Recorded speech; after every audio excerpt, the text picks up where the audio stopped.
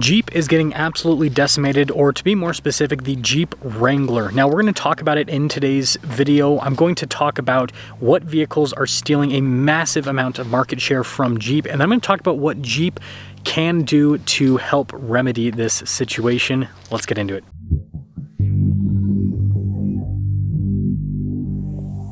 So let's first talk about the numbers. So in 2024, and these are just rough numbers by the way, but in 2024, Jeep sold about 150,000 Wranglers. Now, prior to the pandemic, Jeep was selling well over 200,000 Wranglers a year in the US market.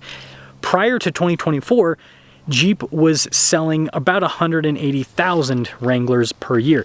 So you can see this continual decline in terms of volume with Jeep Wrangler sales in the US market. In 2024, Toyota sold roughly 30,000 of these 250 Land Cruisers, which by the way is several years, almost the entire production run of the 200 series. So the new 250 is actually selling quite a bit better than the old 200. Now, from what I could find online, it looked like about 8,000 Grenadiers were sold in the US last year. Might be a little bit high, might be a little bit low, but that's just the rough figure. And it looks like things have definitely picked up for the Grenadier in the 2025 sales year so far. But again, new car company selling almost 10,000 units in their first year with a niche product. It's pretty darn impressive. Now, when it comes to sales figures for the next few vehicles, I don't own any of them, so I can't really show you them in person. But anyways, Land Rover Defender, it looks like they sold about 30,000 of those, so similar to the Toyota Land Cruiser. Now, Lexus GX550, there's no information available. But prior to the new release of these vehicles, there was the 200 series Land Cruiser and the Lexus LX. Toyota always sold more of the LX than the Land Cruisers because the LX was a higher profit vehicle. So my guess is that the Lexus GX, although it seems like there's fewer available because they're all sold out, I think that they might be selling more of those than the 250 Land Cruiser. I don't know, but we'll say they're probably selling at least 30,000 of those. And then the Ford Broncos are right around 100,000 units per year. Now, the reason why I'm bringing up all of these vehicles is all of these vehicles compete against the Jeep Wrangler for the fact that they're all off-road SUVs, body on frame, except for the Defender, which is unibody. Anyways, they all have at least a solid rear axle. The Ineos, just like the Wrangler, also has a solid front axle. And this is important to note because prior to the pandemic, Jeep did not have any competition for the Wrangler. If you remember, prior to the pandemic, there was no Bronco. The Lexus GX460 existed, but I mean, that was super luxury. They didn't have any sort of off-road package on it. The Toyota Land Cruiser, super low production. I mean, they only sold like 2,000, 3,000 units of those per year in the US market. And so basically, other than the Wrangler, prior to the pandemic, if you wanted a boxy off-road SUV, your choice was Jeep Wrangler or Mercedes G-Wagon, which G-Wagons are obviously extremely expensive. Now, things have obviously changed a massive amount since then. Now the Wrangler has a ton of competition. You've got the Ford Bronco, you have the new Toyota Land Cruiser, you have the Lexus GX550, you have the Land Rover Defender, you have the Ineos Grenadier. All of those vehicles have price overlap with the Wrangler and capability overlap with the Wrangler, and even looks overlap with the Wrangler, right? I mean, the Grenadier, for example, is super boxy, just like the Wrangler. So why is the competition eating up Wrangler sales so much? Let's take a quick look at the 250 Land Cruiser, and let's just quickly talk about what this offers that the Wrangler does not. Because this is not a convertible, it has a much more insulated ride compared to the Wrangler. And although this interior is not nearly as stylized as the Jeep, it has a much more luxurious interior compared to Wrangler. I mean, you've got heated and cooled seats, for example. They did put power seats on the newest Wrangler. But anyways, this has way more luxury features. 360 camera. The Wrangler still doesn't come with a 360 camera, for example. And if you look at the price point with this and the Lexus GX550, that's even more luxurious than the Land Cruiser because of its EKDSS system and active dampers. They overlap with the Wrangler a massive amount, and we're not talking about like a crazy Wrangler V8. These have a very similar price point to a 2.0 turbo Wrangler or a V6 Wrangler. Rubicon, but still Wrangler.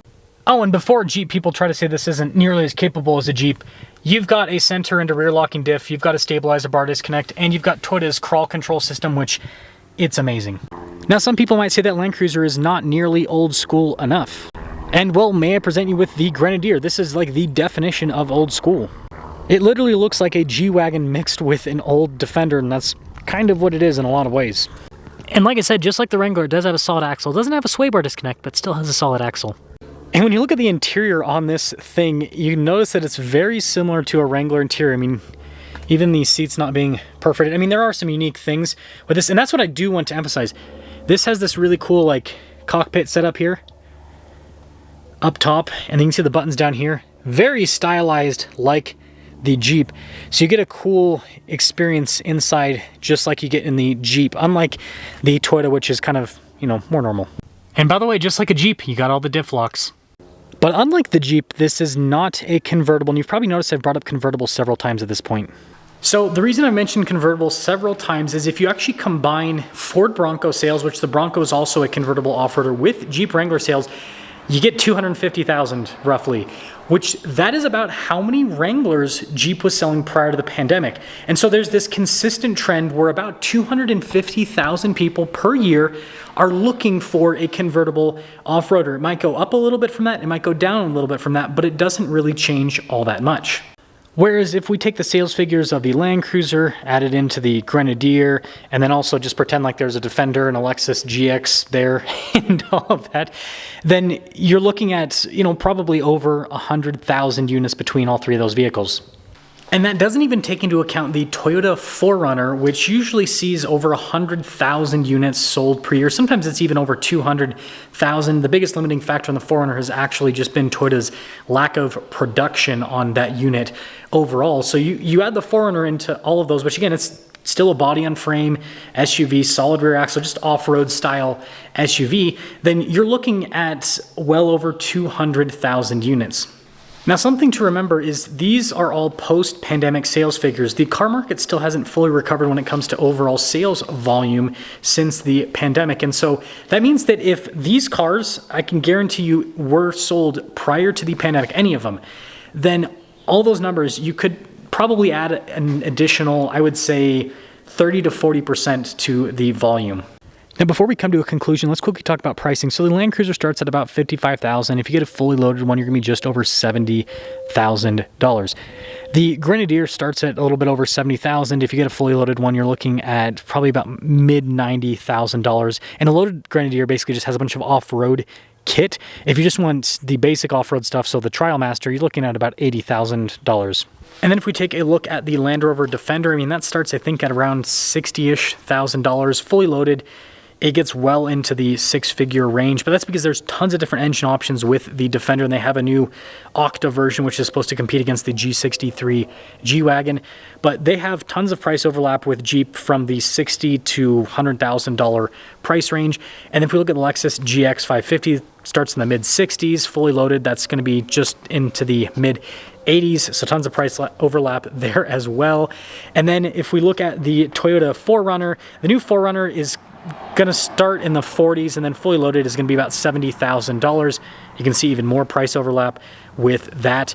The Wrangler, before the Wrangler, the Bronco, that one, it's hard to find base models nowadays, but technically that one's going to kind of start in the 30s, 40s. But realistically, what I see at dealerships is basically like 50+ thousand. But anyways, lots of price overlap with Jeep, basically the same pricing, a little bit less with some of the packages. And then the Wrangler starts in the 30s, and then fully loaded, you can get up to $100,000 if you get a Rubicon 392.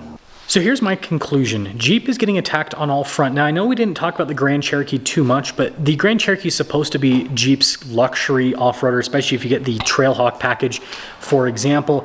But there's tons of competition for that as well. Again, the Land Cruiser technically competes against that, the Lexus GX, the Land Rover Defender. So the point that I'm trying to make is Jeep no longer has a monopoly like they used to, and it seems like they haven't been able to really cope with a market where they have a bunch of competition. Because again, luxury off-roaders, there's tons of them that have a ton of price overlap with the Wrangler. And then when it comes to just like basic off-roaders, again, you've got the Grenadier, you can get the Bronco with a pretty basic spec, and the Bronco's basically Ford's Wrangler. And so there's so much competition, there's so much price overlap that if Jeep wants to regain market share, if they want to sell more Wranglers, they're going to have to make some serious changes. So here's the changes that I would make. First off, I would release a body-on-frame SUV with independent front suspension, solid rear axle that's not a convertible, like the Land Cruiser, like the Lexus GX, because here's the deal. Someone that is going to buy a Defender or a Lexus GX or a Land Cruiser is not even looking at Jeep, right? A Wrangler just doesn't have enough luxury, and nobody takes the Grand Cherokee seriously when it comes to off-roading. I understand the Trailhawk package is extremely capable off-road, but it just doesn't have the off-road looks that people want, and other than what Land Rover has done with the Defender somehow, and I think a big part of that's just the looks, people want the traditional off-road stuff. They want at least a solid rear axle. They want at least a body-on-frame construction. So Jeep not having that in their lineup is a huge miss. They need to release a vehicle that is like that. No more EVs. Release a traditional body-on-frame SUV that's not a convertible. The next thing is the Wrangler needs to have a more affordable performance powertrain, whether it be a smaller displacement V8 or a turbocharged engine like the Hurricane. And some people have told me the Hurricane can't fit in the Wrangler. Sounds like a personal problem. Sounds like the engineers need to make that work. But anyways, they need to offer something that is not $100,000 for performance in the Wrangler. That is a huge miss. And I understand there's big discounts on the $392 Wranglers, so they're not technically $100,000, but still, very, very expensive for a performance Wrangler. And so if Jeep did those two things, I'm not saying that they're going to just go and dominate the market, but I think they're going to pull a lot of customers back. And I would say they're going to pull a lot of important customers back. And the reason why this video is kind of centered around the Ineos Grenadier, I'm going to use the Grenadier as a really good test example. So I have a bunch of people email me and message me about the Grenadier because I own one. And do you want to know what vehicles most people are trading in on the Grenadier? So there's some Defender trade-ins, there's some, Land Cruiser trade-ins here and there. But the most common trade-in, Ford Bronco Raptor, Jeep Wrangler Rubicon 392. So Ford and Jeep, and again, this video is more about Jeep, are losing their highest dollar customers to this unknown brand because the unknown brand understands what people actually want. And again, the Grenadier, I think, is a perfect example. It's very well built. It has solid axles, front and rear. Again, if the Grenadier had independent front suspension, I think it would still sell just as well. But the solid front axle, a lot of people really like that for the durability. It looks really cool. Again, the Wrangler and the Bronco, I think both look really cool. And again, the Wranglers, I think, stayed the most true to the old school styling. But Ineos has proven that you can make a vehicle that looks truly old school and still have a modern enough driving experience that, like, I daily drive that thing. It's great. So that's kind of my 2 cents. Jeep needs to release a new body-on-frame SUV that's not a convertible, and then they need to add a higher performance engine to the Wrangler that is more affordable so that people don't have to shell out $100,000 for a 392 if they want a little bit more performance in their Wrangler.